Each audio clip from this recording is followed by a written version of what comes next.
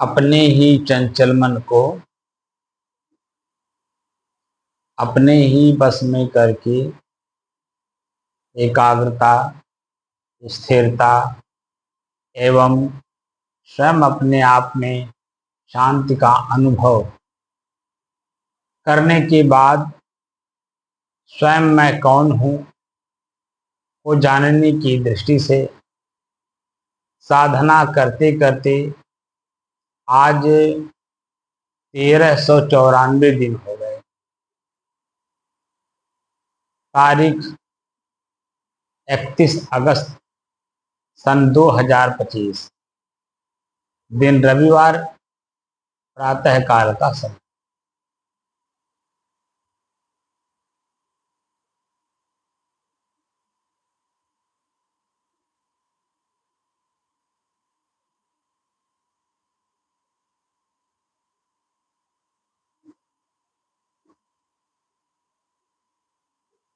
जब साधक या मनुष्य के मन में सामान्यतः 12,000 से 60,000 तक ख्याल भीतर आते हैं,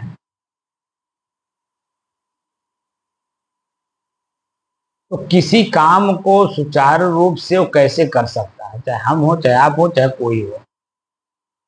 किसी भी काम को, जो भी वो लक्ष्य उठाता हो, उस लक्ष्य को भेदने के लिए, प्राप्त करने के लिए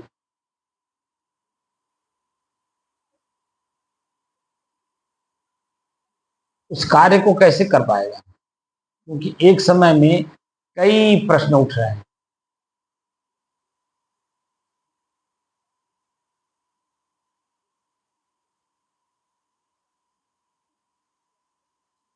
तो कई प्रश्न को शांत करके सिर्फ एक विचार को लेकर के चलना और उसी विचार में स्थिर रहना और उसी विचार के बाद शांत रहना,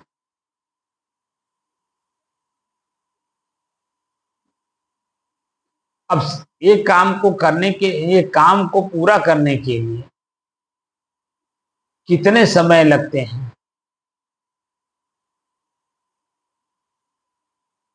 अब उस समय का इंतजार करिए, धैर्य रखिए। दूसरा काम भी आपको ही करना है, आपका काम कोई दूसरा नहीं कर सकता।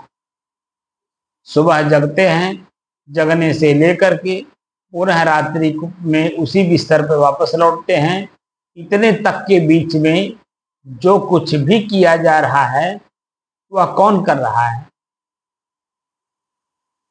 आपका काम है। शरीर में आप हैं तो आपका काम कोई दूसरा कैसे कर सकता है? आपकी पत्नी भी नहीं कर सकती है, जो कि आपकी अर्धांगिनी है, आपको पूर्ण समर्पित है, फिर भी नहीं कर सकती।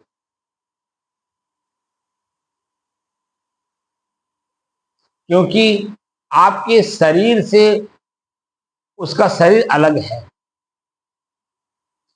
और जब शरीर अलग है तो उसके शरीर के अंग अलग अलग होंगे, आंख, नाक, कान, हाथ, पैर, लिंग, गुदा, पेट, पीठ, सब कुछ। जैसे आप अपने शरीर में, अपने शरीर के अंगों से अलग हैं, वैसे वह भी अपने शरीर और शरीर के अंगों से अलग है। जो चीजें आप खोज रहे हो, सुख, शांति, आनंद, उत्साह, उमंग, मोक्ष, कैवल्य, निर्वाण, वही वह भी खोज रही है। ऐसा नहीं कि जो आप खोज रहे हैं तो आपकी पत्नी दूसरा कुछ खोज रही है। अगर वो दूसरा कुछ खोजती तो आपके साथ जीवन भर स्थिर नहीं रह पाती। लेकिन खोज वही रही है जो आप खोज रहे हैं। न आपको मिल रहा है, ना आपके माध्यम से उसको मिल रहा है, ना उसके माध्यम से आपको मिल रहा है।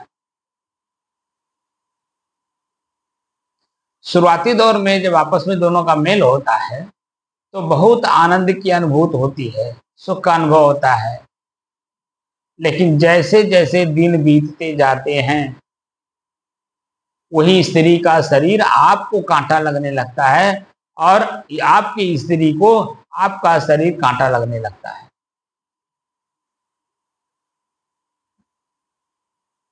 क्योंकि वास्तव में जो आप लोग खोज रहे हो अलग अलग, अपने ही भीतर, अपने ही बाहर,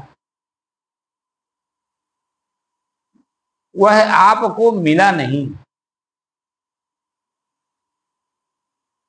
और मिले भी कैसे? क्योंकि आप बाहर ढूंढ रहे हो। और जब बाहर ढूंढोगे, जैसे हमारे संत महात्मा उदाहरण दे दे करके समझाते हैं, भजन गा गा करके और उसका अर्थ बता बता करके। आपका सुई गिरा या खोया हुआ घर के अंदर, लेकिन उसी सुई को आप घर के बाहर खोज रहे हो, बरामदे में, द्वार पर, सड़क पर, खेत और खलिहान में, अड़ोसी पड़ोसी के दरवाजे पर, उनके आंगन में, उनके बरामदे में, उनके घर में। तो बता दीजिए वो सुई मिले कैसे? क्योंकि रखा आपने है और अपने घर में रखा है, और आप विस्मृत भी आप ही हुए। विस्मृत मतलब भूल जाना। आप ही रख करके आप ही भूल गए हो और आप ही ढूंढ भी रहे हो।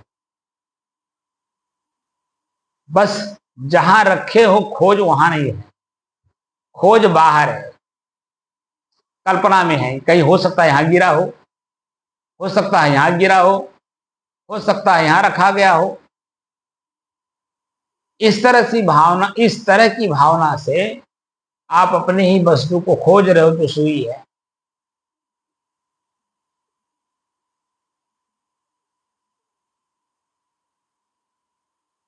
तो बाहर की चंचलता को त्यागे बिना, जैसे चंचलता क्या है? अपने ही मन की अनेकों प्रकार के ख्याल होना।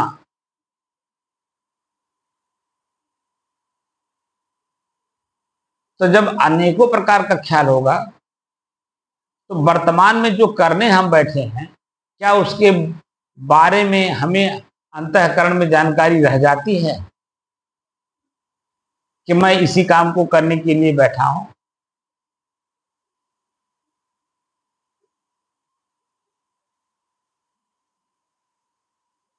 सब गौण हो जाता है। तो खोज, हम लोगों की खोज अपने आप की है, स्वयं की है। स्वयं मैं कौन हूं? अब 12,000 से लेकर के 60,000 तक के जो ख्याल मन में आते हैं दिन में, अब उन 60,000 ख्यालों को सिर्फ एक ख्याल में लाके खड़ा करना है। कितने दिन में आप अपने इस 12,000 या 16 या 60,000 जो ख्याल हैं, इनको सबको शांत करके सिर्फ एक ख्याल में आप आए, और वह ख्याल महीनों दिन तक रहे, महीनों ही नहीं सालों तक रहे। कैसे उसमें अपने आप को स्थिर कर पाएंगे? उसके लिए आपको दिन रात मेहनत करना होगा, क्योंकि यह मन की चंचलता एक जन्म का नहीं है, ना 50 साल पहले का है, ना 25 साल पहले का है, ना 10 साल पहले का है, ना 5 साल पहले का है, ना ही कल का है। यह अनादि काल से आप शरीर में जब जब जहां भी आप रहे, उसी शरीर के आंख से आपने बहुत कुछ देखा, उसी शरीर के कान से आपने बहुत कुछ सुना, उसी शरीर के जीभ से आपने स्वाद बहुत कुछ लिया, उसी शरीर के नाक के द्वारा सुगंध दुर्गंध आपने लिया।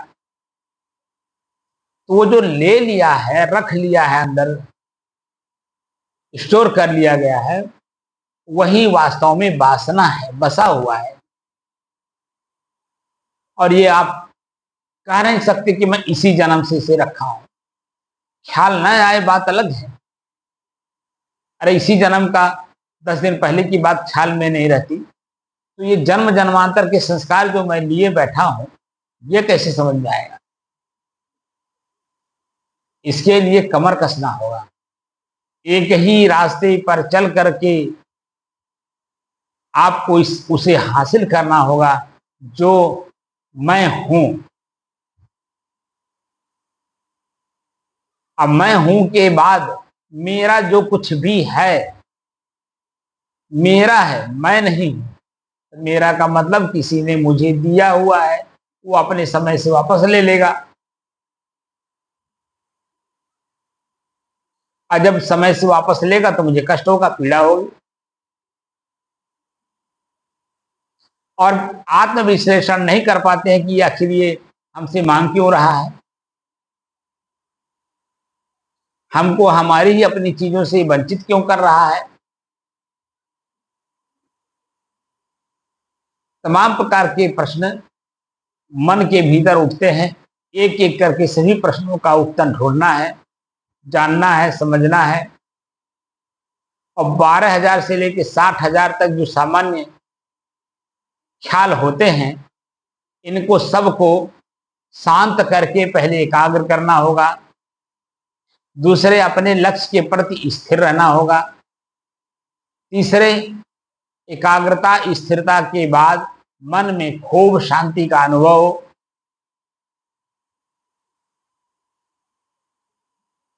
तब उसके बाद मैं कौन हूं तक के पहुंचने में जो व्यवधान है, इन व्यवधानों को एक एक करके देखना है, जानना है, समझना है और रखना नहीं है। देखने, जानने, समझने के बाद उसे अपने दिमाग से उतार देना है और उसका ख्याल सिर्फ समय से करना है जब उस पॉइंट पे जाके आप काम करें।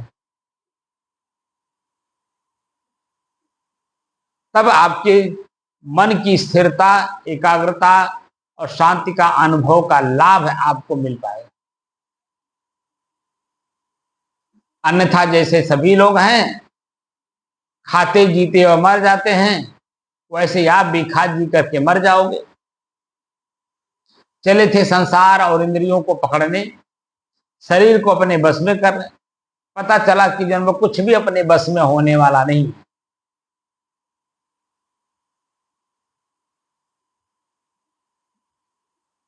अभी हमारे एक साधु जो हमारे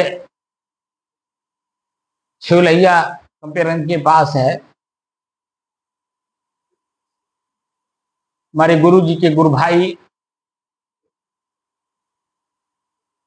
संत श्री हरि साहिब जी थे, उन्हीं के शिष्य हैं महेश्वर दास जी। बनारस में रह करके उन्होंने शास्त्री किया और पढ़ाई के पीरियड में ही वो महंत बना दिए गए। गुजरात में पढ़ाई पूरी हुई, वहां महंत स्थापित हुए, रहने लगे। अब जो कुछ भी उनकी दिनचर्या वहां रही हो, जो कुछ भी वो समाज को दिए हो, समाज ने उनको दिया हो, अभी परसों उनका शरीर छूट गया और शरीर छूटने का कारण असहनीय पीड़ा, असहनीय दर्द, क्योंकि शरीर में रोग हो गया था और रोग के कारण उनको असहनीय कष्ट हो रहा था।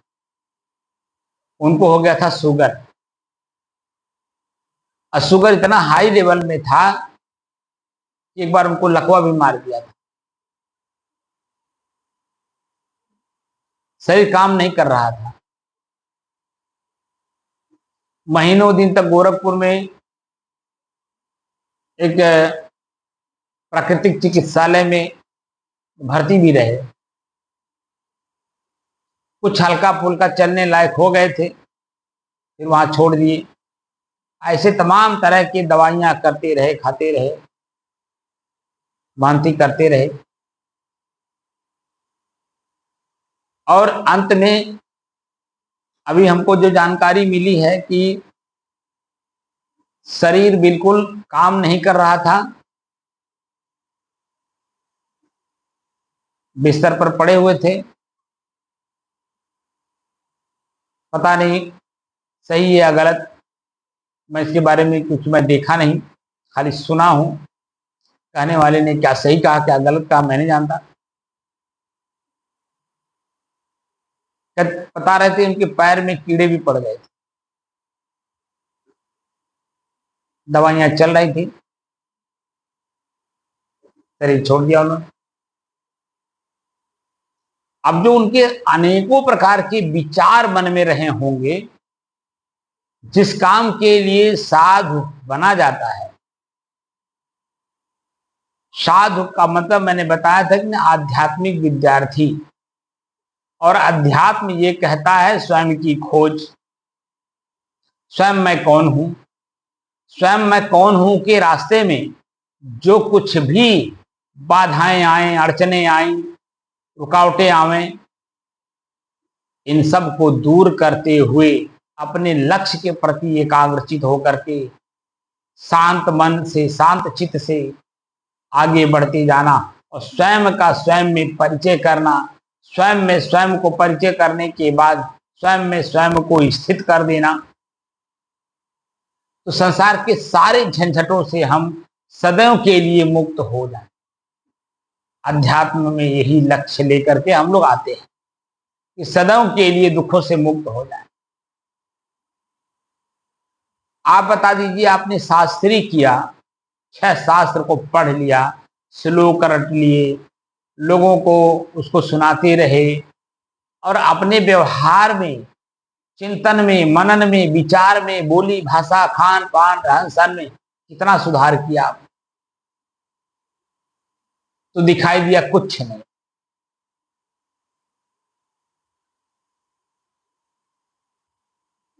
शुगर के कारण उनके शरीर में जो अनेकों प्रकार के रोग उनको उत्पन्न हुए और कष्ट दिए, वह सिर्फ जीभ के कारण है।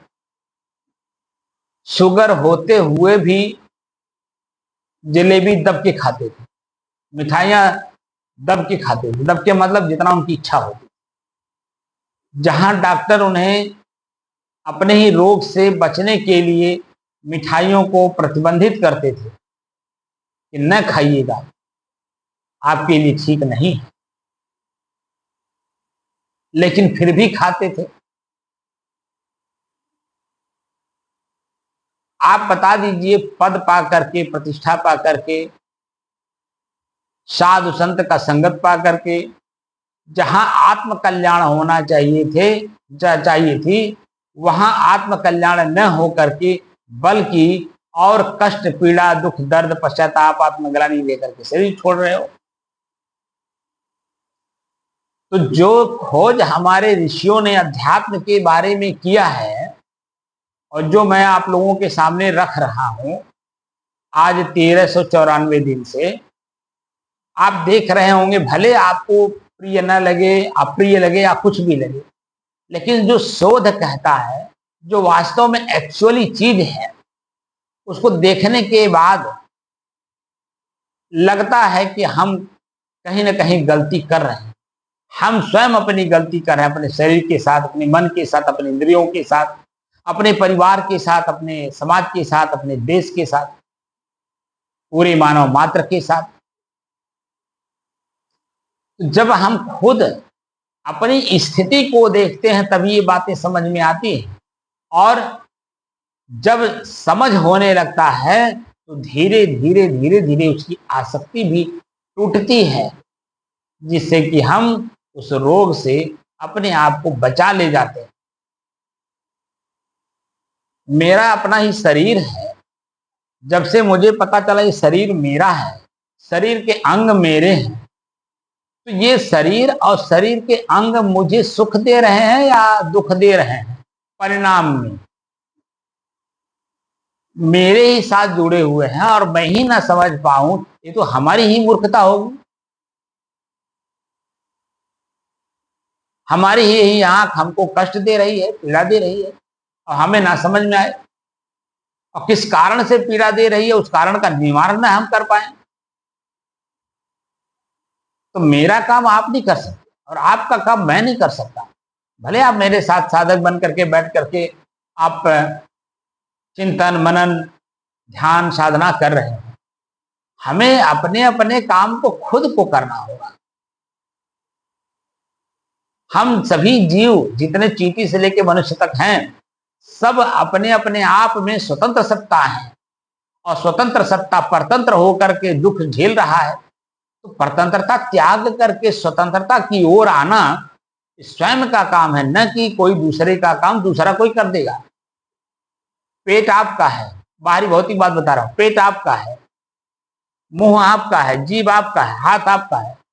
थाली भोजन परोस करके आपके सामने रखा हुआ, आपका यही हाथ उठा करके मुंह में ना डाले, फिर मुंह ना चले, दांत ना उसको चबाए, फिर दांत चबा करके गले के नीचे आप खुद ना उतारिए, तो पेट कैसे भरेगा? और जब पेट नहीं भरेगा तो पूरे शरीर को शक्ति कहां से मिलेगी? ये ध्यान, साधना, भजन या जो भी आप कार्य करते हैं, चाहे अच्छे के रूप में चाहे बुरे के रूप में, जब शरीर स्वस्थ है तभी आप कर पाते हैं। शरीर स्वस्थ नहीं अपने आप में तो आप कोई काम कर पाएंगे? कोई भी काम नहीं कर पाएंगे। बस सिर्फ अंदर से कष्ट, पीड़ा, दर्द, पश्चाताप, आत्मग्लानि का ही महसूस करेंगे। इसके अलावा आपके पास कुछ मिलेगा ही नहीं। क्योंकि आपका अपना दर्द आप खुद निवारण करने के लिए उत्सुक नहीं है, उत्साहित नहीं है, और उसको निकाल करके उसकी अनुभव नहीं कर पा रहे हैं कि कष्ट निवारण करने के बाद क्या अनुभूति होती है। कांटा आपके पैर में गड़ा है, आप फुदक फुदक करके चलना चाहते हैं, कैसे चलेंगे? क्योंकि कांटा है। कांटा जब तक निकलेगा नहीं, घाव पूजेगा नहीं, तब तक आप फुदक फुदक कर कैसे चलेंगे? क्योंकि कांटा आपके पैर में गड़ा है, निकालना आपको है, कोई दूसरा कैसे निकाल देगा? दूसरा तो सिर्फ जैसे डॉक्टर हैं, वो सिर्फ दवाई देते हैं, खाना आपको है, दर्द पीड़ा खत्म हुआ आपको अनुभव करना है, डॉक्टर साहब थोड़ी करेंगे। ऐसे ही मैं मान लीजिए आपका कांटा निकाल भी दो तो उस दर्द का पीड़ा का अनुभव कौन करेगा? मैं थोड़ी करूंगा। मैं सिर्फ मार्गदर्शन कर सकता हूं, सिर्फ शब्द बोल करके आपको वहां तक पहुंचाने की कोशिश करूंगा, अभ्यास करा दूंगा। लेकिन भीतर से जैसे आप बैठते हो रामोतर, आप बैठते तो जरूर हो, लेकिन भीतर से जो मैं बताता हूं काम करने के लिए करते नहीं हो, तो बैठ करके आपको आपका ही शरीर आपके साथ धोखा दे देता है, आपका ही मन आपके साथ धोखा दे देता है। बैठ करके निद्रा जमुहाई में चले जाते हो, बैठ करके शरीर को झुमाते हो, तो आपको कैसे पता चला कि कैसे पता चलेगा कि मेरे अंदर में जो वासना का कांटा गड़ा हुआ है वो निकला या नहीं? जो बचपन से लेकर के अच्छे बुरे कर्म किए हैं, दोनों में समन्वय स्थापित किए, कैसे पता चलेगा? क्योंकि काम नहीं कर रहे हैं। काम करना पड़ेगा। अब बिना काम किए, मान लीजिए आपके यहाँ कोई आप मजदूर रखिए, अब वो सिर्फ बैठा रहे काम ना करे, तो आप बता दीजिए उसको मजदूरी देंगे शाम को? बोलिए, क्यों देंगे? क्योंकि उसने काम नहीं किया है, और उसके मन में ये है कि हमें बैठा के आज देंगे। वो अपने मन में लड्डू फोड़ रहा है, मुझे काम नहीं करना पड़ रहा, लेकिन शाम को 500 रुपये हमें मजदूरी के रूप में मिलेगा। और जब शाम हुआ, मजदूरी मांगने गया आपके पास, और आपने कहा भाई काम तुम किए हो, तो क्या जवाब देगा? जब काम किया ही नहीं है, जब काम नहीं किए हो तो वेतन किस बात का? मजदूरी किस बात की जब काम नहीं किए हो और आए हो काम करने? ऐसे ही जो अनुभूति है मोक्ष का, मोक्ष कोई सामान नहीं है कि आपको दे दिया जाएगा, आप लेकर के उसको मोक्ष प्राप्त कर लेंगे। जितने भी लोक पड़े बने हैं, वो लोक हो, साकेत लोक हो, स्वर्ग लोक हो, मुक्ति लोक हो, ये लोक हो, वो लोक हो, ऐसा लोक हो, वैसा लोक हो, आप वहां चले तो जाओगे, लेकिन वहां लिखा है लोक को प्राप्त करने वालों के लिए कि क्षीणे पुणे मृत लोके विसंति। तो पुण्य लोक क्या है? आप जैसे लखनऊ एक लोक है, दिल्ली एक लोक है, लुधियाना एक लोक है, अमृतसर एक लोक है, बंबई एक लोक है। तो आप जिस लोक में जाओगे, तो घर से निकलने से पहले और फिर वापस घर आने तक जितने खर्च हैं, जितने दिन जहां रहना है, ठंडी गर्मी बरसात भूख प्यास मान अपमान, मौसम के हिसाब से कपड़े, सब की व्यवस्था कौन करेगा? जाना आपको है तो व्यवस्था कोई दूसरा करेगा? आपको माने लखनऊ जाना है, आप लखनऊ तो आपके पास है 200 किलोमीटर, तो लखनऊ जाने का जो यात्रा खर्च है, रास्ते में चाय पानी का जो खर्च है, भोजन का खर्च है, रात रुकना हो तो वहाँ जो होटल वगैरह आप लेंगे या धर्मशाला लेंगे, तो धर्मशाले का जो खर्च है, खान पान का जो खर्च है, वो कौन देगा? कोई दूसरा देगा? क्योंकि यात्रा आपको करनी है, वहां पहुंच करके काम आपको करना, उसका सुख दुख आनंद उठाना आपका काम है, तो देना कौन देगा? कौन? इसीलिए लिखा कि क्षीणे पुणे मर्त लोके विसंति। जो आपकी पुण्य की कमाई है, उस पुण्य के आधार पर ही आप गोलोक, स्वर्गलोक, साकेत लोक या कोनो लोक हो, वहां उतने दिन तक ही रह पाएंगे जितनी आपकी कमाई है। फिर कहां लौट के आओगे? जहां थे वहीं आए। तो न स्वर्गलोक का आनंद उठा पाए, क्योंकि मन में आपके रहेगा कि भैया हमारा पैसा खर्च हुआ लगा। जैसे आप लखनऊ गए, मान लीजिए 2 दिन का कह के गए हो और 2 दिन की ही व्यवस्था करके गए हो, और वहां 3 दिन, 4 दिन, 5 दिन, 6 दिन, 7 दिन, 8 दिन, एक एक दिन करके जब आपको वहां रुकना पड़ेगा, तो मन मस्तिष्क में क्या उभरेगा कि भैया पैसा कम बा, खर्चा कम करा, अभी काम हुआ नहीं है। तो जो धर्मशाला का खर्च है उसको रोकेंगे, तो क्या करेंगे? फुटपाथ पे सोएंगे। और अगर उसमें पैसा बचत करना है तो भोजन की जगह पे भूजा खा लेंगे। और अगर पैसा बचत करना है तो सिर्फ चाय पे रहना शुरू कर देंगे। जितना दिन आप वहां रहेंगे उसमें अपनी कटौती करनी पड़ेगी कि नहीं करे? क्योंकि आपको मालूम है कि मेरे जेब में पैसा कितना है, मैं कितना लेकर के चला था, कितना खर्च हो चुका है, कितना बचा है, शेष कितना बचा है। तो मन में भय उत्पन्न होगा कि नहीं? खर्च हो जाने के बाद मैं क्या करूंगा, कैसे यहां रहूंगा, कैसे चाय पीऊंगा, कैसे खाना खाऊंगा, तमाम तरह के मन में प्रश्न उठेंगे। तो चंचलता बढ़ी या चंचलता कम हुई? स्वर्गलोक मिल ही जाए तो वहां चंचलता बढ़ेगा या चंचलता खत्म होगा? इच्छाएं बढ़ेंगी लेकिन इच्छाएं पूरा होंगी नहीं। कष्ट मिलेगा, पीड़ा मिलेगा, दर्द मिलेगा और अंत में पश्चाताप मिलेगा। यह खुद को पढ़ने पे पता चलता है। जब हम धीरे धीरे अपने आप को पढ़ते हैं और मेरे से अलग जो चीजें हैं उनको अलग करते हैं और अपने को जब अलग करते हैं, तब समझ में आता है कि मैं क्या करने मनुष्य शरीर में आया था और कर क्या रहा है। अरे इतने मूर्ख हैं लोग कि शरीर में रहते हुए शरीर के क्रियाओं को नहीं पढ़ पाते। क्या खाएंगे? पान खाएंगे, पुकार खाएंगे, सुरती खाएंगे, बीड़ी पिएंगे, सिगरेट पिएंगे, गांजा पिएंगे, और शरीर का नुकसान हो रहा है, खुद उसी में रह के देख रहे हैं, लेकिन फिर भी नहीं छोड़ रहे। अगर कोई सुज्ञ जीव थोड़ा सा अपने मन को पवित्र बना करके सामने वाले को कहता, भैया अरे अपने ऊपर कृपा करा, सुरती छोड़ दे, तो उल्टा आप ही को वह व्यक्ति कहता है, अरे जैसे मैं खुद भी हूं भुक्तभोगी, मैं सबको कहता हूं कि छोड़ दीजिए। एक व्यक्ति ने मुझे कहा, महाराज आपको पाप लगेगा। पाप ही नहीं लगेगा, महापाप लगेगा। पाप ही नहीं लगेगा, आप तो नरक में जाएंगे, और नरक में जाकर के वहां रो कीड़े पड़ेंगे, अनेकों कीड़े पड़ेंगे आपको। हमने कैसे भैया? तो समझाया मुझे, कहा मान लीजिए ये जो बीड़ी है ये किस कंपनी, जिस कंपनी में बनता है, मान लीजिए वहां 100 आदमी काम कर रहे हैं, तो 100 आदमी काम तो कर रहे हैं लेकिन भरण पोषण 500 आदमियों का हो रहा है।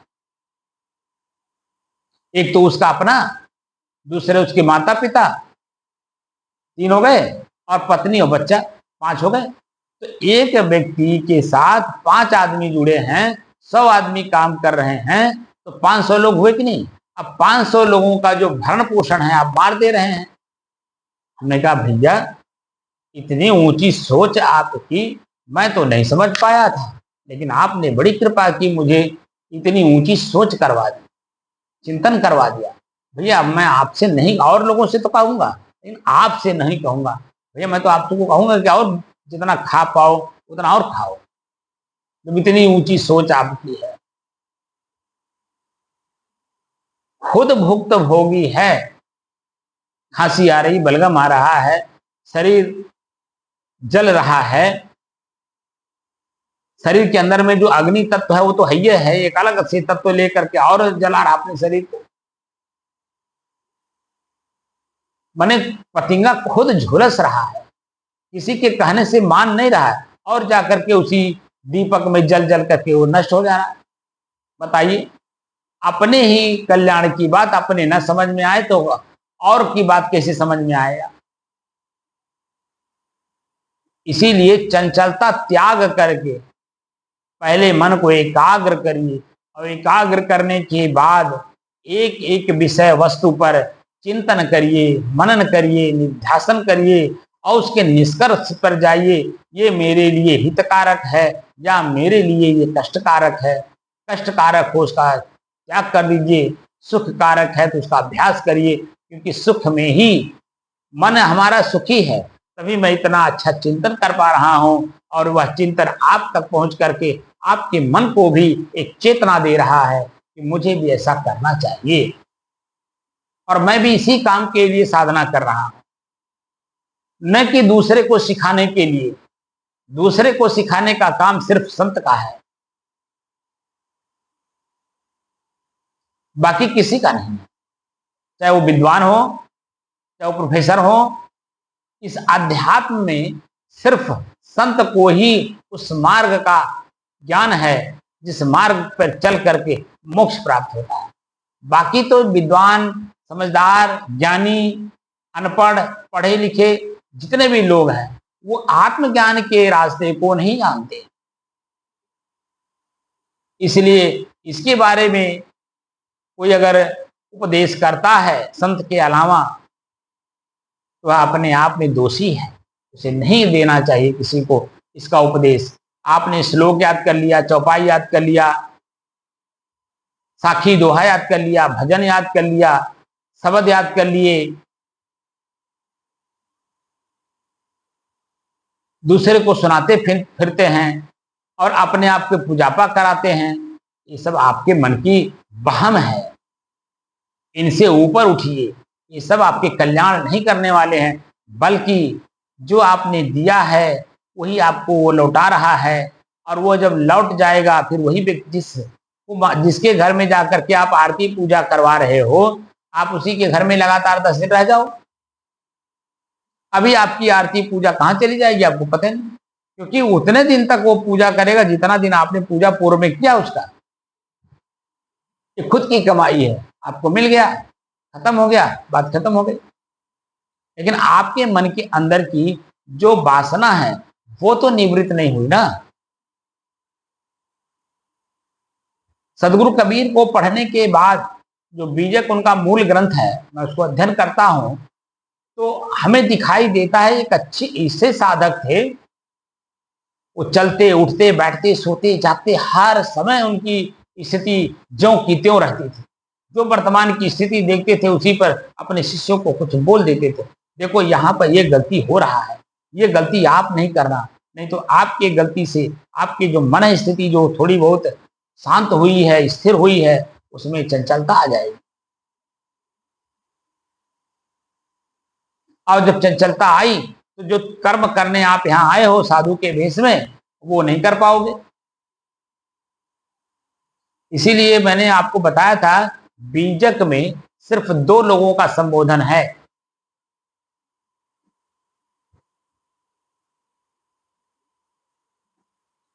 एक भक्त के लिए, एक संत के लिए, नहीं साधु और संत के लिए।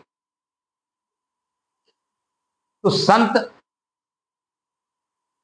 जो कुछ दिन परिपक्वता में आ गए हैं रहते रहते, संत भेष में आने के बाद 10 साल 15 साल 20 साल के जो समय में अपने जीवन को परिपक्व कर लिया है, उनके बारे में बोलते हैं कि जरा सा भी असावधानी आपके जीवन को खतरे में डाल सकती है। इसलिए जो प्राप्त वस्तु है आपके पास, उसी प्राप्त वस्तु में संतुष्ट रहिए, और वह प्राप्त वस्तु आप स्वयं अपने आप में हैं, उसी अपने आप में ही आप रह करके स्थिर होकर के शांत रहिए। बाहर की कामना मत करिए, कुछ भी कामना नहीं करिए, ना खाने की, ना पहनने की, ना सूंघने की, ना देखने की, ना सुनने की, ना चलने की, ना कुछ करने की, कुछ भी कामना नहीं। सबको समेट लीजिए, कूर्मा अंगूर सर्वसह। भगवान कृष्ण ने कूर्म मतलब कछुए का उदाहरण दिया है, जैसे उसे महसूस होता है कि मेरे ऊपर कोई आफत आने वाली है, अपने सभी अंगों को भीतर समेट लेता है और समेट करके मजबूती के साथ अपने आप में स्थिर हो जाता है। ना वो चलता है, ना बाहर घींचा निकालता है, ना देखता है, ना सुनता, कुछ नहीं करता, बस अपने आप में ऐसे शरीर खिंचवा है।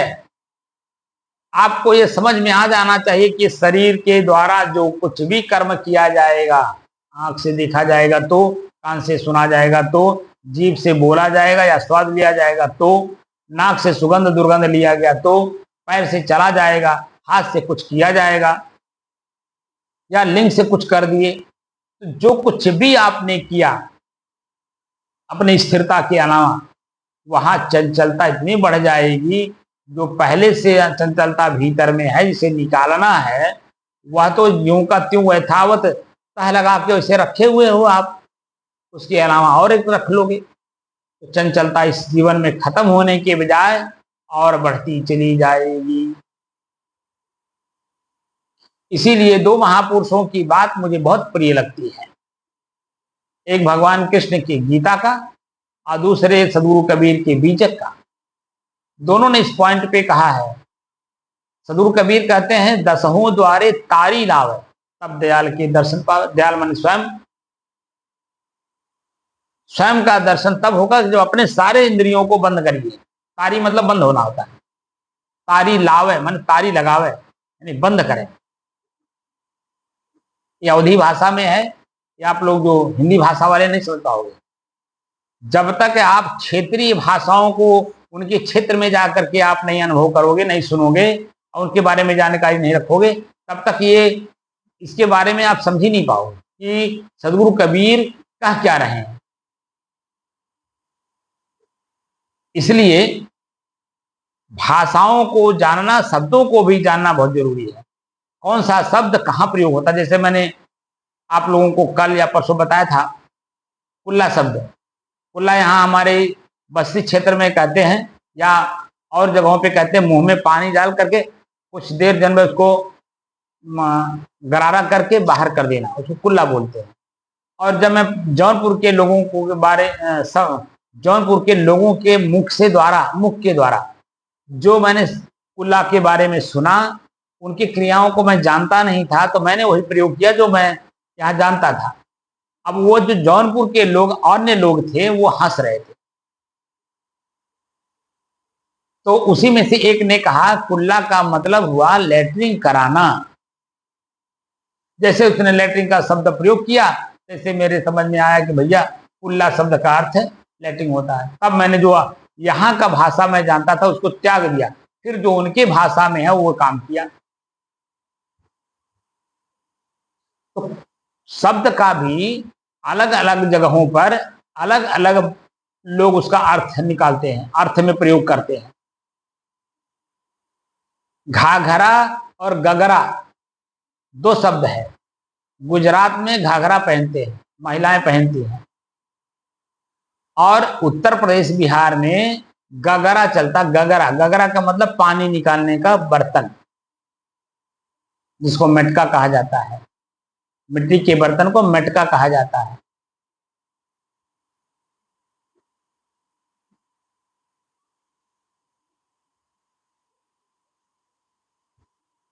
तो शब्द, एक संत जो गुजरात चले गए, हमारे बिहार के थे, और वहां जो महात्मा जी थे उस आश्रम के महंत, वो भी बिहार के थे।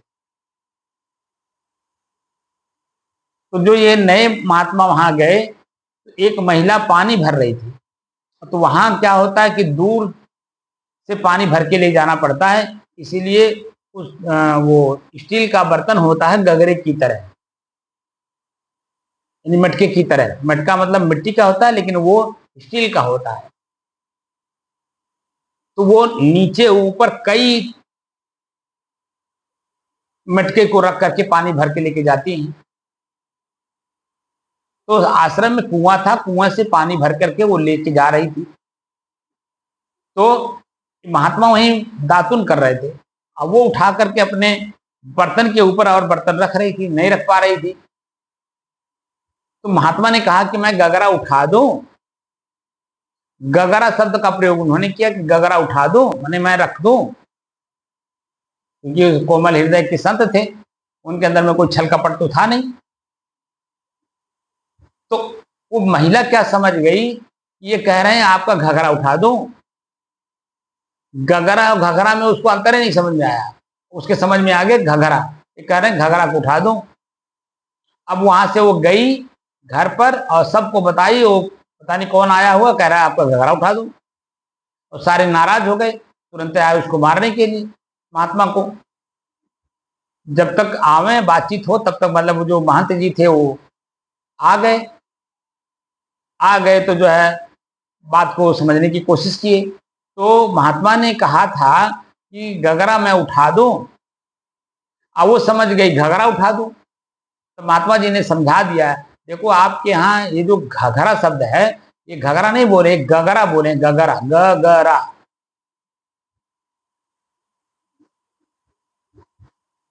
तो गगरा और घगरा में अंतर जब दिखा दिया तब लोग संतुष्ट होकर के चले गए। अच्छा अच्छा, महात्मा नए आए हैं इसलिए इनके भाषा में इस तरह से बात थी। तो सभी लोग खुशी खुशी चले गए, क्योंकि महंत जी को इस बात का पता था, क्योंकि वो पुराने थे और वो बिहार के ही थे, इसीलिए वहां की भाषा को, यहाँ को भाषा को समझ रहे थे। समझा दिए तो सब लोग अपना खुशी खुशी चले गए। अगर वही महात्मा न समझा पाए होते तो जो महिला के परिवार के लोग थे वो तो महात्मा को मार देते। तो शब्द का भी बहुत महत्व होता है, और शब्द के सहारे ही हमें उस लेवल पे जाना है जहां मैं अपने आप की खोज कर रहा हूं।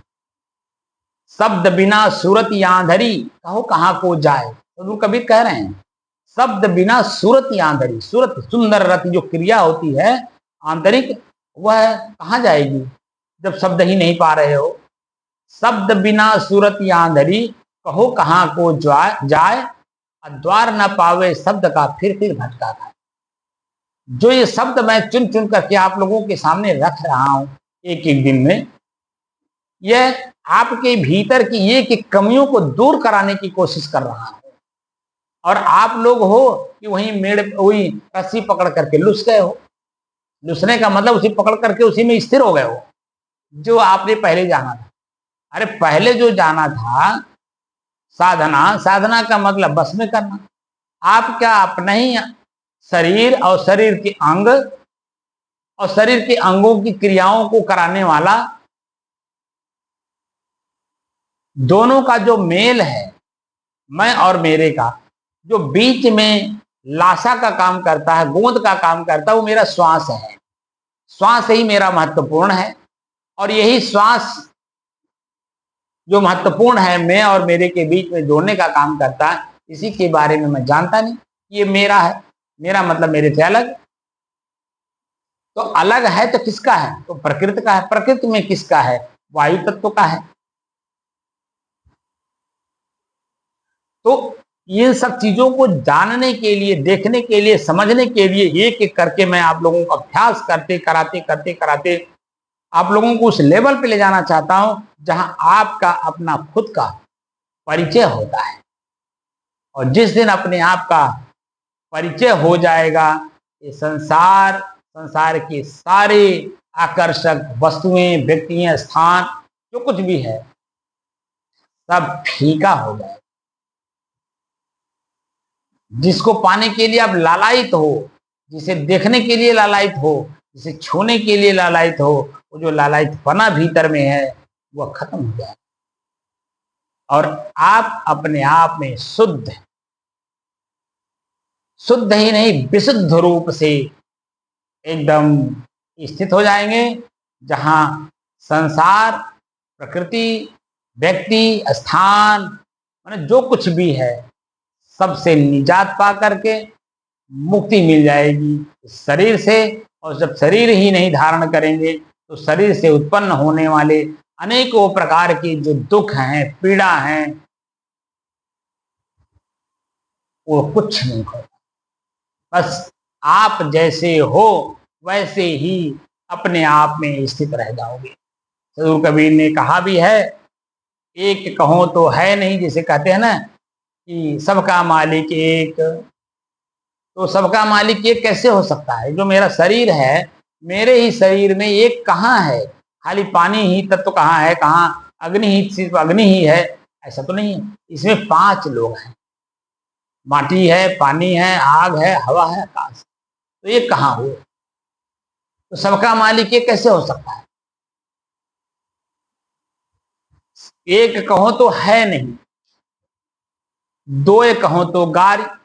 अगर दो कहता हूं, एक मालिक मैं, एक मेरे ऊपर कोई मालिक और, तो दो मालिक एक घर में कैसे रह सकते हैं? एक म्यान में दो तलवार कैसे रह पाएंगे? आपके इसी शरीर में दो मालिक कैसे रह पाएंगे? जो दो मालिकों का भाव आपने रख लिया है, इसी के कारण तो कष्ट झेल रहे हो, पीड़ा झेल रहे हो। अब क्या है कि आप दो मालिक को त्याग करके एक मालिक के अधीन होना चाहते हैं, और वो मालिक स्वयं आप हो, लेकिन स्वयं अपने आप के मालिक होने का ज्ञान नहीं है। और उसी ज्ञान को अर्जित करने के लिए, जानने के लिए, समझने के लिए, प्रयोग करने के लिए हम जैसे संतों के सानिध्य में आप अपना समय दे रहे हो, साधना कर रहे हो, और साधना भी ढंग का ना करो तो मेरे बोल देने मात्र से क्या आपकी वह स्थिति बन जाएगी? क्या मेरे गुरुजी खाली हमें कान में मेरे आवाज डाल दिए, सकलो दुर्मति दूर करो, अच्छा जन्म बनाओ, काग गमन गति छाड़ी के हंस गवन चली आओ, ए मर जीवा अमृत पीवा, क्या धस मरस पतार, गुरु की दया साधु की संगत निकरी आओ यह द्वार।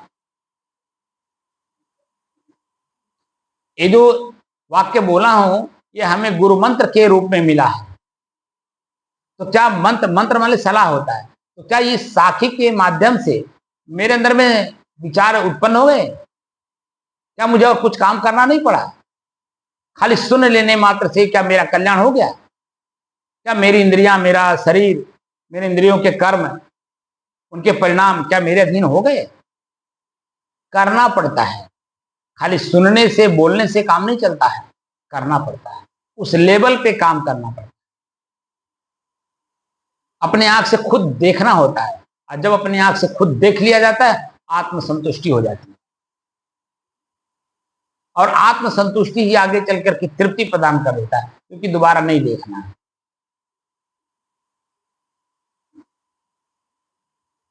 इसलिए जो साधना है, इस साधना में जो मन की चंचलता है, 1 मिनट में 45 बार सोचना, तो 1 घंटे में आपने 2700 बार सोचा, 24 घंटे में आपने 64,800 सोचा, तो बता दीजिए काम कैसे करो?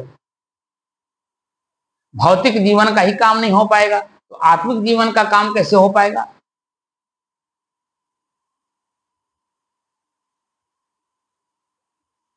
इसलिए भौतिक जीवन में ही सब काम त्याग करके सिर्फ एक काम को करिए, जिस काम को सहजता से आप कर सकते हैं, जिसमें कि हर क्षेत्र में हमें अध्ययन करना होता है कि मेरी जीवन में वास्तविकता की धरातल पर मैं कहां खड़ा हूं।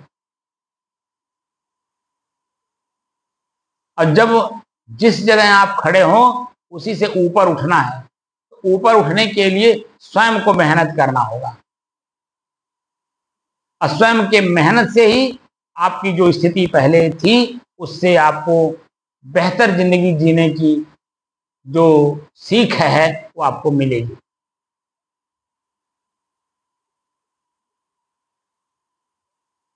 सभी जगह पर आप जब देखेंगे तो आपके अपने ही कर्म का आपको फल मिलता है।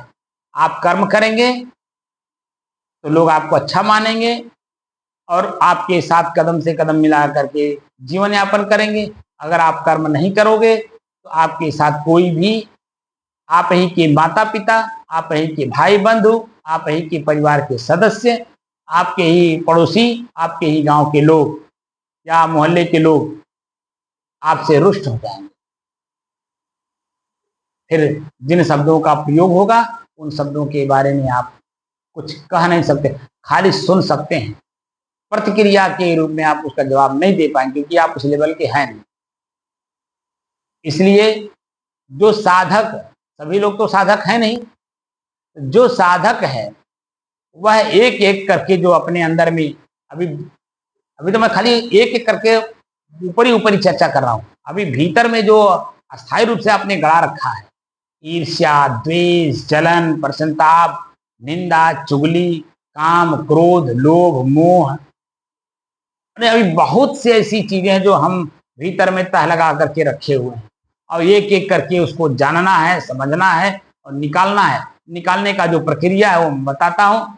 अगर आप अभ्यास करोगे तो निश्चित है कि जो भीतर में दबा हुआ संपत्तियां हैं वो उभरेगी, उभर करके बाहर आएगी। उसमें हानि और लाभ का ज्ञान होगा। अगर लाभ है तो अंदर रखेंगे, नहीं लाभ है तो उसको निकाल के बाहर कर देंगे।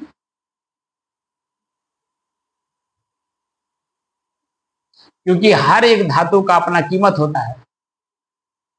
पन्ना, पोखराज, नीलम, नील, सोना, चांदी, लोहा, तांबा, पीतल, सबके अपने अपने गुण के आधार पर उसकी कीमत है। और उस कीमत के बारे में जो जानता है वही उसकी कीमत का सम्मान करता है, उसका आदर करता है, उसका लाभ उठाता है। और जो उसके बारे में नहीं जानता है तो पन्ना, पोखराज, नीलम आपको मिल ही जाए तो आपको लगेगा ये तो कांच की गोली है, पत्थर है। उसकी कीमत आपको नहीं पता कि आपकी जिंदगी को कितना बेहतर बना सकता है। अगर वो पारखी के पास पहुंच जाए तो, पारखी मतलब सोनार,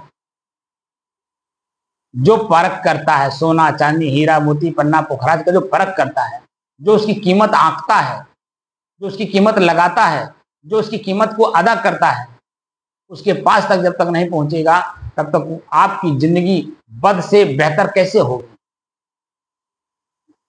जो बदतर जिंदगी हमारी वर्तमान में है इसको बेहतर करना है तो जो पत्थर आपको मिला है उसको पत्थर समझ रहे हो, जब तक आप जौहरी के पास ले करके नहीं जाओगे तब तक उसकी कीमत आपको मिलेगा कैसे। और कीमत मिलेगा नहीं तो आपकी जिंदगी बेहतर होगी कैसे।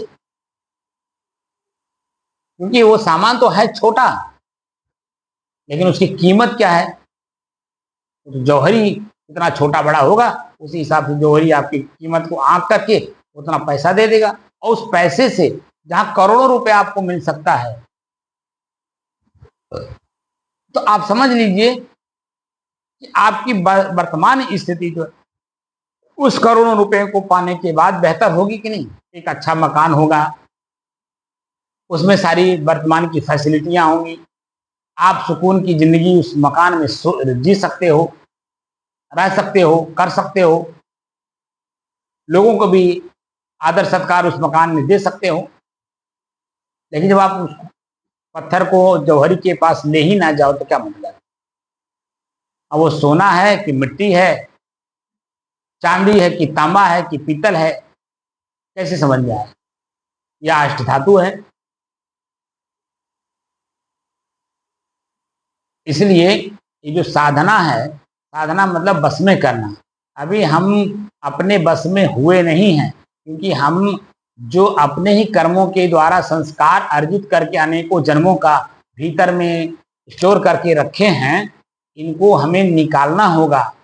पर निकालने के पहले इसे देखना होगा, जानना होगा, समझना होगा, रखने लायक होगा तो रखेंगे, नहीं तो उसको निकाल बाहर करेंगे।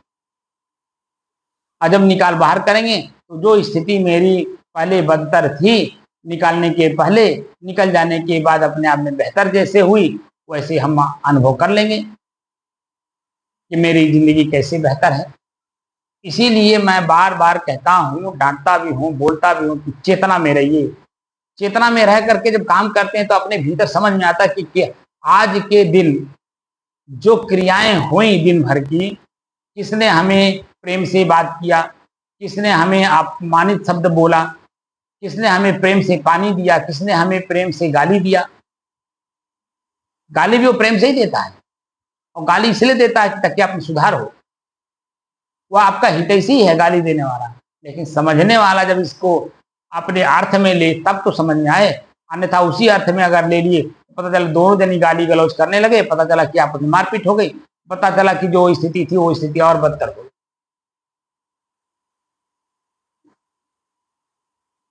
लेकिन ऊंची सोच में आने के लिए साधना जो हम सिखा रहे हैं, हम अपने ऋषियों के परंपराओं को जो पालन करके आप लोगों को उस लेवल पे लाना चाहता हूं जहां महर्षि पतंजलि जी, देखिए जो अष्टांग योग है इससे ऊपर है स्वरूपी स्थिति।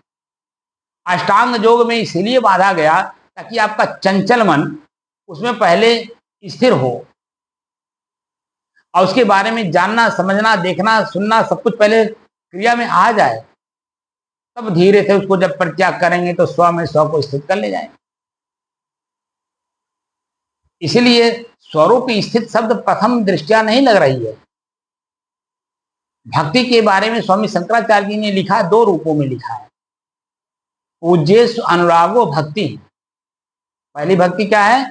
पूज्य में अनुराग होना, जिसके चलते आपकी स्थिति बेहतर हो सकती है। ऐसे लोगों के संपर्क में आने का नाम भक्ति है। लोग नौकरी करते हैं, नौकर बनते हैं, लेकिन मालिक के प्रति श्रद्धा, भाव, प्रेम, आदर, सत्कार नहीं रखते, जिसके कारण वो खुद भी दुखी रहते हैं, मालिक को भी दुखी रखते हैं। तो मालिक क्या करता है? भैया कल से नहीं आना।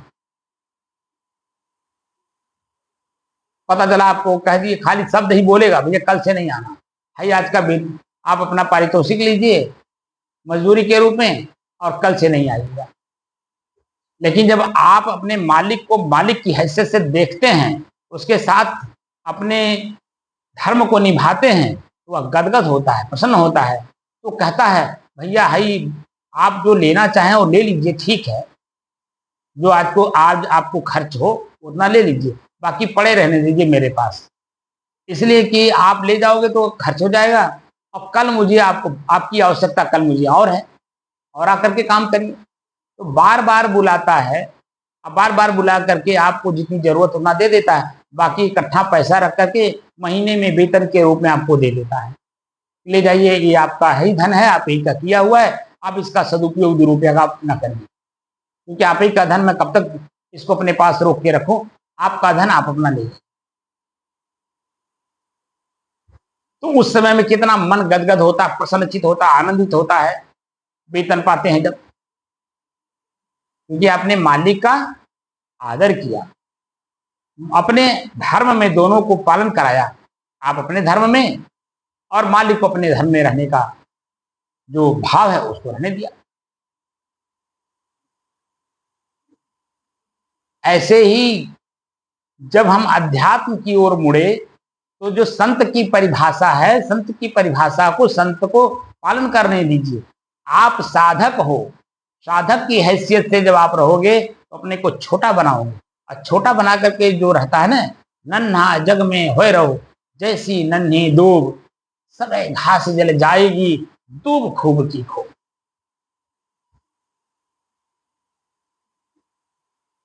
दूसरा उदाहरण है, माँ अपनी छाती पर अपने ही बच्चे का मुंह तब तक लगाती है, दूध तब तक पिलाती है जब तक वो छोटा है, नन्हा है।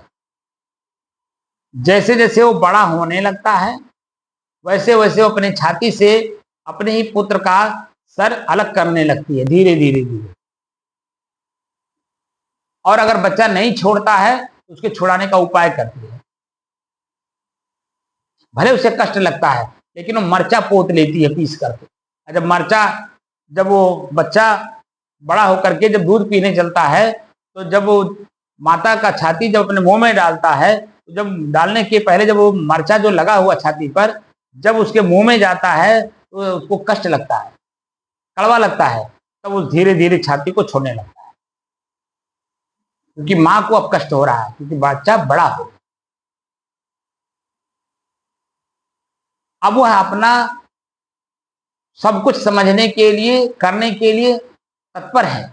जैसे हाथ मजबूत हो गए, हाथ से अपना भोजन उठा के खा सकता है। दूध तब तक पी रहा है जब तक उसका हाथ मजबूत नहीं है, अपने ही सामान अपने मुंह में नहीं डाल सकता है, वो पकड़ भी नहीं पा रहा अभी। तब तक माँ दूध पिलाती है, लेकिन जैसे जैसे वो उसका हाथ मजबूत हो गया, पैर मजबूत हो गया, दिल दिमाग मजबूत हो गया, धीरे धीरे धीरे धीरे माँ जान जाती है कि अब ये अपने आप में अपना सब काम करने में सक्षम हो गया है, तो धीरे धीरे अपना छाती छुड़ा देती है और अपने से अलग कर देती है, जाओ अपना तुम काम करो। माँ अभी जिंदा है, बच्चा 20 साल का हो गया, तो क्या 20 साल की अवस्था में माँ दूध पिलाएगी? थाली में भोजन परोस करके उसके सामने कर देगी, अब खुद अपना भोजन अपने हाथ से उठा करके अपने पेट में डालिए और अपने शरीर को स्वस्थ रखिए। ऐसे ही हम लोग भी हैं। तब तक अपने साथ हम लोग प्रेम के साथ आपको दूध पिलाते हैं, यानी साधना कराते हैं, जब तक कि आप परिपक्व नहीं हैं। और जब परिपक्व होकर के अज्ञानता का काम करते हैं, तब हम लोगों को कष्ट होता है, पीड़ा होती है। जैसे हमारे सामने जो राम अवतार जी बैठे हैं, हमें कष्ट होता है इनको देख करके, क्योंकि जब इनको मैं काम करने के लिए कहता हूं तो काम करते ही नहीं है। तो जब काम नहीं करेंगे तो काम का परिणाम खुद कैसे देखेंगे? और खुद जब तक देखेंगे नहीं, खुद की आंख खुलेगी नहीं, खुद अपने अच्छाई बुराई का आकलन कैसे करेंगे? किसको मैं पकड़ूं, किसको छोड़ूं? तो पहले की जो स्थिति लिए हुए हैं उसमें उनकी स्थिति बदतर है, और उसी को आज भी पालन कर रहे हैं। बैठते ही बस झूमने लगते हैं, जो कि भीतर से काम करने के लिए मैं प्रेरणा देता हूं, भीतर से काम करो। अब भीतर का काम बाहर भी करना होगा। जैसे 2 घंटा सुबह 2 घंटा शाम हम लोगों का चल रहा है, तो 2 घंटा सुबह भी हम लोग बैठे हुए हैं, 2 घंटे के बाद अभी जब यहाँ से जाएंगे तो आप जो कर्म करते हैं वो संस्कार बनता है कि नहीं? और वो संस्कार फिर शाम को काम आता है। तो शाम को जब बैठेंगे तो दिन भर का जो कर्म है उसको हम आकलन में लाते हैं कि आज हमने क्या कर्म किया, मुंह से बोला तो मेरा कान सुना कि नहीं, किसके साथ क्या बोला, और उसके साथ जो उसका परिणाम है मेरे ऊपर क्या असर डाला। मेरा ही मुंह मेरे ही द्वारा बोला गया है शब्द, तो वो जो शब्द मेरे मुंह से निकाला गया, उस सामने वाले ने उस शब्द को सुन करके उसका रिएक्शन क्या दिया, इसका भी तो हमें आकलन करना होगा। हाथ ने किसी को कुछ दिया तो प्रतिक्रिया के रूप में रिएक्शन क्या आया? पैर चल करके किस जगह गया, किसके कहने पे गया, उसका रिएक्शन क्या आया? मैं स्वयं अपने आप में स्थिर हूं, शांत हूं, या मैं खुद अपने आप में चंचल हूं? वही कर्म मुझे बार बार चुभ रहे हैं, पीड़क दे रहे हैं, पश्चाताप में डुबा रहे हैं, या शांत हैं? कैसे आकलन करेंगे? जब तक आप होमवर्क करके नहीं आओगे तो 8 घंटे का जो समय मिल रहा है, 10 घंटे का 12 घंटे का समय मिल रहा है, उस 8-10 घंटे 12 घंटे में हम जो कुछ भी कर्म करते हैं उस कर्म का आकलन शाम को बैठ के करेंगे कि आज हमने जो किया उसकी वजह से मेरा चित्त वर्तमान में स्थिर है, शांत है, एकाग्र है, या चंचल है। चंचल होगा तो बैठने नहीं देगा, पीड़ा देगा, और अगर शांत है तो बिल्कुल एकदम चंचलता त्याग करके शांत स्थिर में बना रहेगा, ना पीड़ा देगा, ना दुख देगा, ना कष्ट देगा, एकदम शांत रहेगा। तो हमें आकलन अपने आप में करना, अपने कर्मों का। तो कैसे करेंगे? जब तक आप होमवर्क नहीं करोगे तब तक उसके बारे में क्या जानेंगे?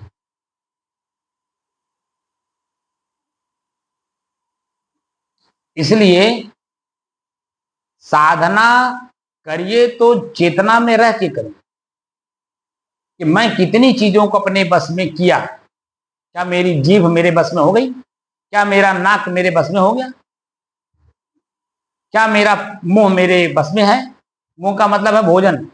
भोजन करते समय भी हम अपने जीभ को अपने बस में नहीं कर पाते, चबाते चले जाते हैं, पेट को भरते चले जाते हैं, गले तक ठूस के खा लेते हैं। और जब गले तक ठूस के खाते हैं तब क्या होता है? उल्टी, दस्त, परेशानी, दुख, पीड़ा, तमाम तरह की परेशानी आ जाती है। लेकिन जब आप भूख से एक रोटी कम खाते हैं तो पता चला कि आपको नींद, आलस, जमुहाई से बचत हो गई, चेतना बनी हुई है। लेकिन जब भूख के बराबर भोजन कर लेंगे तो पेट जो में भारी हो जाएगा, अब भारी होने के बाद जो नसें हैं चेतना देने वाली वो खिंचाव में आ जाएंगी, तो आपको पता चला नींद आने लगी। तो जो काम वर्तमान में करना है चेतना में रह करके वो नहीं होगा, फिर आपको नींद की जरूरत है। इसीलिए इसका शोध हुआ है कि भोजन से एक रोटी कम खाना चाहिए ताकि चेतना बनी रहे। ये सब शोध है। शोध का मतलब है अनुभव। जो हमारा शरीर वर्तमान में है, यही शरीर मेरे बुजुर्गों ने भी धारण किया था और शरीर से उन्होंने अनुभव किया। तो जिन्होंने जिस तरह का अनुभव किया, जिस तरह के उनके विचार थे, उनके संगत थी, खान पान था, रहन सहन था, जिस जाति धर्म जिस एरिया में उन्होंने जन्म लिया, उसका सबका आकलन करके अपने बच्चों के बीच में एक अनुभव दे करके चले गए। ऐसे रहोगे तो ये चीजें आपको सुख देंगी। ऐसे रहोगे तो ये चीजें आपको दुख देंगी। अब करना आपको है, रहना किसमें चाहते हैं। तो हमको जब प्रथम दृष्टया साखी के रूप में, ज्ञान के रूप में एक साखी मिलता है कि ब्याह नहीं यह व्याधि है, सकहु तु जाहु बचाए, और पायन बेड़ी परतु है, ढोल बजाए बजाए। अभी साखी को पाने के बाद आज की स्थिति, आज की 35 साल पहले की स्थिति जब मैं आकलन करता हूं तो मैं पहले कैसा था, आज कैसा हूं। और मेरे साथ में जो लोग साधु बनने आए थे और वो जो वापस लौट गए गृहस्थी जीवन में, आज उनकी स्थिति कैसी है, और मैं अपने जगह पे साधु में स्थिर हो गया, आज मेरी स्थिति कैसी है। दोनों का जब मैं आकलन करता हूं भीतर से, तो मैं अपने आप को सुखी पाता हूं, आनंदित पाता हूं, प्रसन्नचित पाता हूं, क्योंकि कोई झंझट नहीं है। इसी तरह से आकलन करवाता हूं मैं अपने खुद साधना, मैंने बस में कौन सी चीज हमारे बस में हुई, अब बस में जब नहीं था तब कैसा मेरी स्थिति थी, और जब अब बस में हो गया तब मेरी स्थिति कैसी है। अब जब दोनों को आकलन करेंगे तभी तो स्थिरता और अस्थायी रूप से स्थिर होती जाएगी।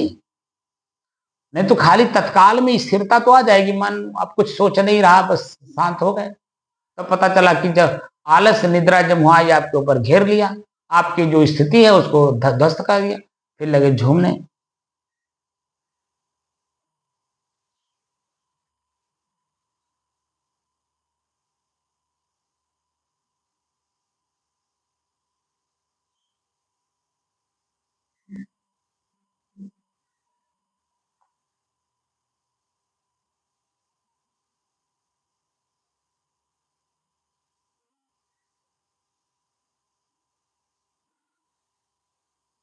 ऐसे ही करते हो आप। ऐसे करने के लिए मैंने यह साधना करा रहा हूं, भीतर से चेतना में रह करके जो साध रहे हो उसकी साधन, जो जिसको साध रहे हो उसकी साधना में आपको प्रतिफल के रूप में क्या मिल रहा है, ये आकलन करने के लिए। तब जाकर के जब एक एक करके आप अपने बस में करते जाएंगे, अभी स्थूल शरीर के बारे में बता रहा हूं। नाक मेरे बस में नहीं, कान मेरे बस में नहीं, आंख मेरे बस में नहीं, जीभ मेरे बस में नहीं, दांत मेरे बस में नहीं, हाथ मेरे बस में नहीं, पैर मेरे बस में नहीं, लिंग मेरे बस में नहीं। ये तो मोटी मोटी चीज जो मेरे से अलग है वास्तव में, इसके बारे में भी बता रहा हूं।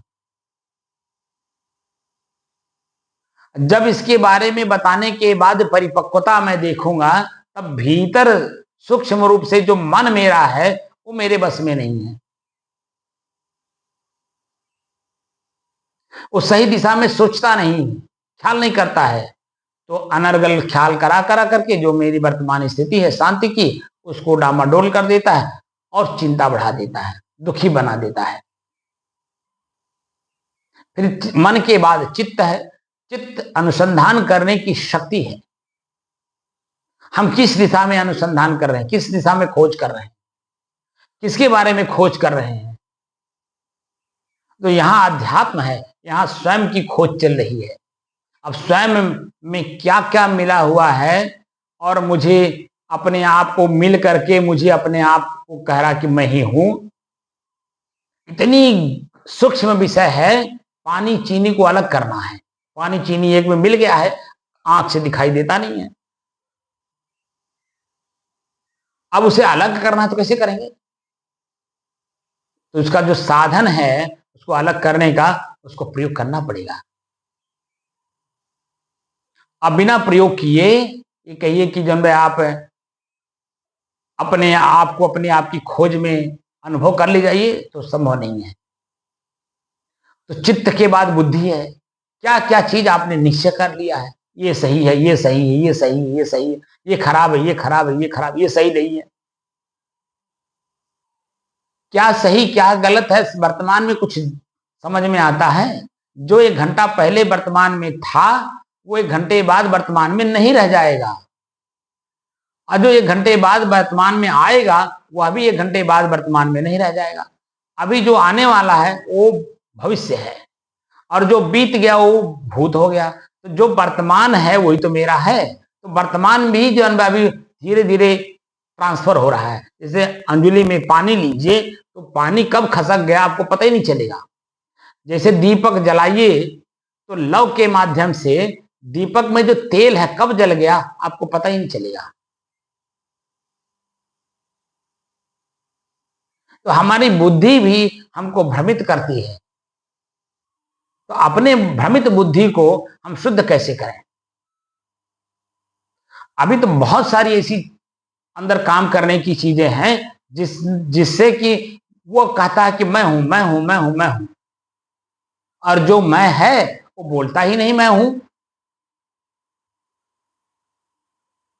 तो मैं हूं जिस दिन वो स्थिति आ जाएगी मैं कह दूंगा कि यही आप हो।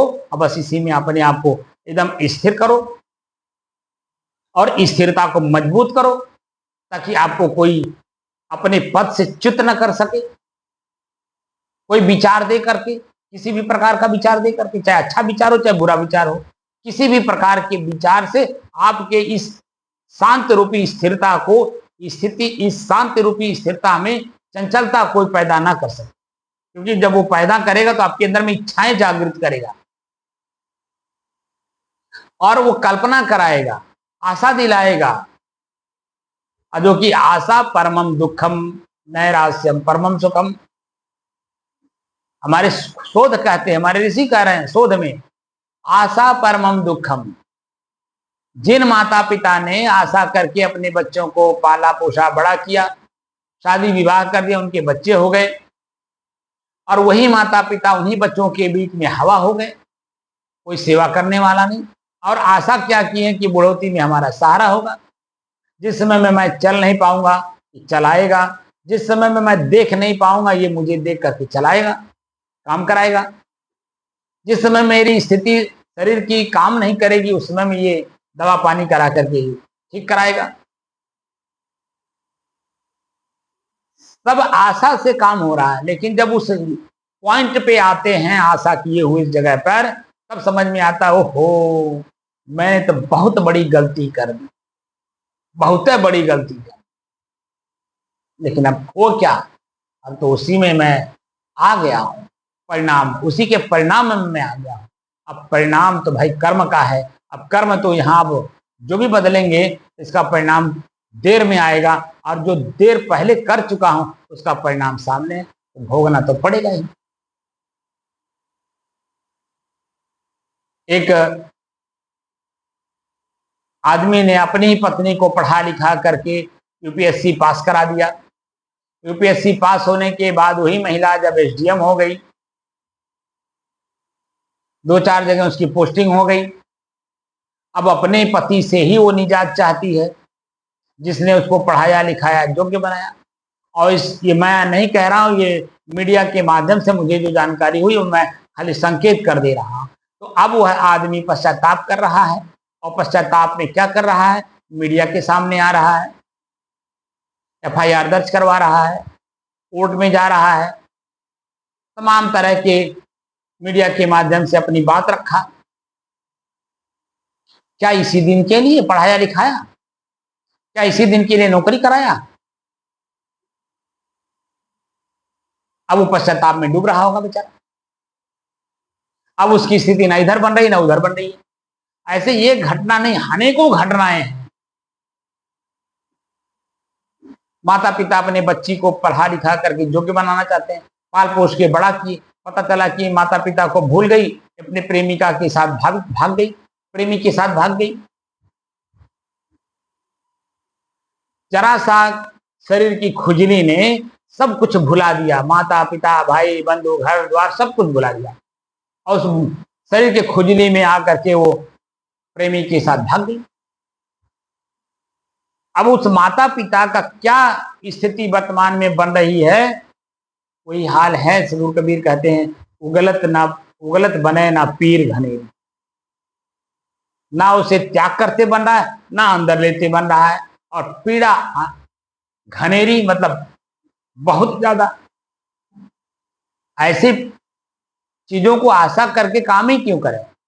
अरे हम निराशा होकर के काम करें, शरीर में है, मेरे साथ जो है उसको पाल पोष करके बड़ा करना, खिलाना पिलाना हमारा काम है। अब इसका अपना प्रारब्ध है, अपना जैसा जीना चाहे जाए, स्वतंत्र है। तो वह मन में कष्ट नहीं होगा, अपार कष्ट नहीं होगा, पीड़ा नहीं होगी। समाज के जवाब, जो समाज में प्रश्न उठ रहे हैं उसका जवाब देने के लिए आप तत्पर रहेंगे। भैया बच्चे जब बड़े हो गए तो बच्चे अब स्वयं स्वतंत्र हो गए अपने चिंतन विचार कर्म करने के लिए, और उसका परिणाम उन्हीं को मिलेगा। आप लोगों के सहयोग से कुछ न कुछ हम लोगों ने अपने जीवन को जैसा जीना था जी लिया, लेकिन अब वो बच्चे अपना जीवन जीना चाहते हैं, स्वतंत्र जीना चाहते हैं, तो चाहे जी, क्या फर्क पड़ता है। अरे कमाई हमें अपनी ही खानी है, उनको भी कमाई अपनी ही खानी है। ना वो मेरे पास लेने आएंगे ना मैं उनको देने जाऊंगा, क्योंकि भाई जो पास में रहता है, पास में रहने के नाते मेरा कर्तव्य होता है कि उनको खिलाएं पिलाएं, कपड़ा लत्ता सब कुछ, जो कुछ उनकी आवश्यकता हो हम दें। लेकिन जब वो पास से स्वतंत्र होकर के पक्षी की तरह उड़ना चाहते हैं, तो भैया मेरे पास इतनी शक्ति नहीं, सामर्थ्य नहीं कि मैं इनको इनका भरण पोषण में कर पाऊं। अरे मैं अपना ही कर ले जाऊं, इतनी बहुत बड़ी बात है। उससे क्या होता है, मन में संतुष्टि रहती है, आपके अंदर मन के अंदर में अपार पीड़ा नहीं होती है, कष्ट नहीं होता है। जो कष्ट वर्तमान में अज्ञानता के कारण होता है, उसी के कारण आप खुद भुक्तभोगी हो। जैसे आपकी पत्नी शरीर छोड़ दी, अब पत्नी के बारे में आपने इतना ज्यादा सोच लिया कि आप ही का शरीर आपको कष्ट दे गया, नहीं हार्ट हार्ट का प्रॉब्लम दे गया। क्यों? सही है गलत? तो इतना सोचने की जरूरत क्या है, और उसका परिणाम आपने देख भी लिया। अरे अब जब संत का सानिध्य मिल गया है तो उचित काम करिए जो बताया जाए। हम अनुचित काम आपसे करवाएंगे ही नहीं। आप तो बचपन के भक्त हो, मैं आपसे कभी कहूंगा मछली खरीद के लाओ, आप बचपन के भक्त हो, मैं कभी कहूंगा दारू खरीद के लाओ, मैं अभी कभी कब कह सकता हूं कि दूसरा विवाह कर लो? बोलिए। या अपने बच्चों को आप धन संपत्ति ना दीजिए, मैं कभी कह सकता हूं? अरे जो करने लायक है, जिससे कि आपका चित्त मन खुद भी प्रसन्न हो, और आपके उसी कर्म से आपके परिवार के लोग, आपके सानिध्य में रहने वाले लोग खुश हो, प्रसन्न हो, और उसकी प्रसन्नता में जो हमें प्रसन्नता मिलती है, वह प्रसन्नता ही हमें अपनी तरफ बढ़ाता है कि आप कौन हो। ये धन संपत्तियां आपको जड़वत है, वो जड़वत बना देती है। आप मान लीजिए 1 लाख रुपया धरे हैं, तो जहां धरे होंगे क्या वो उठ करके आप उसको बुलाएं, फोन कर दें कि तुम 1 लाख रुपया मेरे पास आ जाओ, तो क्या 1 लाख रुपया आपके पास आ जाएगा? बोलिए क्यों? जब वो जड़ है, वो खुद नहीं जानता मैं 1 लाख रुपया हूं, मैं तो कागज हूं ये जानता है, तो कागज का क्या महत्व है? सोना चांदी हीरा मोती पन्ना पोखरा धातुओं का क्या मतलब है? वो तो खुद जड़ है। तो जहां रखेंगे वो तो वहीं रह जाएंगे ना। उसका प्रयोग करने की कला हम बुद्धिजीवियों ने सिखाया है। आज से नहीं, अनादि से, जब जब मानव समाज रहा है, तब तब ये बुद्धिजीवी वर्ग इसी धन संपत्ति का सदुपयोग करने की कला सिखाया है। अब हम ना सीखें, ना प्रयोग करें, तो हमारी गलती है। समाज के बुद्धिजीवियों की कोई गलती नहीं है। और बुद्धिजीवियों से ऊपर हैं संत, जो सब कुछ जानते हुए भी अज्ञानी बने रहते, मैं कुछ नहीं जानता, तब वो अपना काम भीतर से कर पाते हैं। या तो बाहर का प्रदर्शन कर लें कि मैं ये जानता हूं, तो लोग अपना काम करने ही नहीं देंगे। अपने काम को कराने के लिए जो आपकी जानकारी है उसी का उपयोग करेंगे, और पता चला कि आप अपना काम करने की बजाय वहां उस आदमी से तो हल्का हो ही रहे हैं, जिसके पास जाके काम करा रहे हैं वो भी आपको हल्का बना दिया, क्योंकि आप बार बार उसके पास जा रहे हैं। इसीलिए बार बार जाने से आपका जो वजन है उसके दिल दिमाग में वो कमजोर होता चला जाता है। ये तो बार बार मांगने आता है, इसका क्या, ये तो लगता है दलाल हो गया है क्या? तमाम तरह के मन में प्रश्न उठने लगते हैं, क्योंकि चेतनावान है ना, आप ही की तरह वो भी चेतनावान है। जैसे आपके पास कोई बार बार आए तो आपको कैसा महसूस होता है? वैसे जो आप जिसके पास बार बार जाते हो उसको भी वही फीलिंग होती जो आपको हो रही है। इसलिए हम खुद को पहले समझें और खुद को समझने के बाद हम दूसरे को भी समझने में जरा सा भी देरी नहीं लगाएंगे, फट से समझ जाएंगे दूसरा मेरे बारे में क्या सोच रहा है। क्योंकि जो हम सोचते हैं वो तरंगें उड़ती हैं और वो तरंग जब दूसरे के तरंगों में जाके टकराती हैं, अगर पॉजिटिव है तो वहां संबंध, खुशी, आनंद, परमानंद की स्थिति प्राप्त होती है और आजीवन संबंध चलते हैं। लेकिन जहां विपरीत विचारें आपस में टकराती हैं वहां क्या होता है, विपरीत कार्य होते हैं। मन में खिन्नता आती है, कहाँ से इसको, इसका मुंह कहाँ से देख लिया, कहाँ से मेरे पास सुबह सुबह चला आया, तरह तरह के प्रश्न मन में उठते हैं। तो ये जो विचार हमारे अच्छे बुरे जागृत होते हैं, ये मेरे पास में जागृत होते हैं, न कि मैं जागृत हो रहा हूँ, पास में जागृत हो रहा है। और यही विचार हमें ये बताते हैं कि नहीं, मैं नहीं अलग हूँ, ये आप ही सोच रहे हैं, ये आप ही बोल रहे हैं, आप ही कर रहे हैं, ऐसा एहसास कराती है, जो कि वो मैं हूं नहीं, ना मैं कर रहा।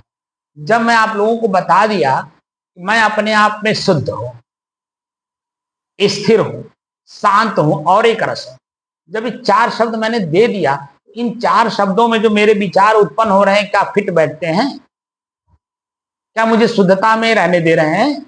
इसका मतलब है मेरी शुद्धता में ये मिलावट आ रहे हैं, जो मेरी स्थिरता को चंचलता में परिवर्तित करना चाहते हैं। और चंचलता किस बात की? सुख और दुख की, न कि शांति की। सुख और दुख की अनुभूति करा करके मेरे स्थिरता को चंचल बनाने के लिए आने।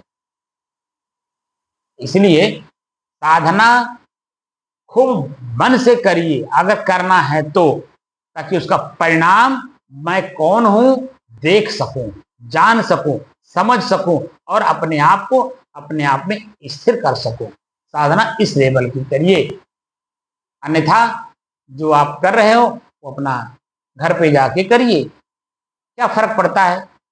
हमें क्या फर्क पड़ता है? क्योंकि मैं किसी के पास नहीं जाऊंगा, जैसे कुआं किसी के पास उठ करके नहीं जाता है, वैसे मैं किसी के पास नहीं जाऊंगा। मैं तो अपनी बात को आज के वर्तमान समय में जो एक प्लेटफॉर्म मिला है अपनी बात को रखने के लिए, तो मैं प्लेटफॉर्म पे यूट्यूब पर अपनी बात रख दे रहा हूं। अब सावधानी जिसको गर्ज हो सुन करके, जिसके अंदर में जिज्ञासा हो, वो आ करके मेरे पास अपने आप का परिचय कर ले, तृप्त हो जाए अपने आप में, सदैव के लिए दुखों से छूट जाए। और अगर नहीं उसको विश्वास है तो जैसा कर रहा करे, अपना क्या फर्क पड़ता। मैं किसी को दबाव डाल करके उसको मोक्ष देने के लिए थोड़ी कह रहा, नहीं तो मोक्ष ले ही लो,